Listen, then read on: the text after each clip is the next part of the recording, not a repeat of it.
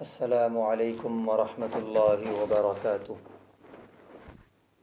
آج کی حدیث راوی ہیں حضرت ابو طفیل رضی اللہ تعالی عنہ۔ کہتے ہیں رأیت النبی صلی اللہ علیہ وسلم، میں نے اللہ کے نبی صلی اللہ علیہ وسلم کو دیکھا ہے۔ وما بقی علی وجہ الارض احد رآہ غیری، اور میرے علاوہ روئے زمین پر اس وقت کوئی باقی نہیں ہے جس نے اللہ کے نبی صلی اللہ علیہ وسلم کو دیکھا ہو۔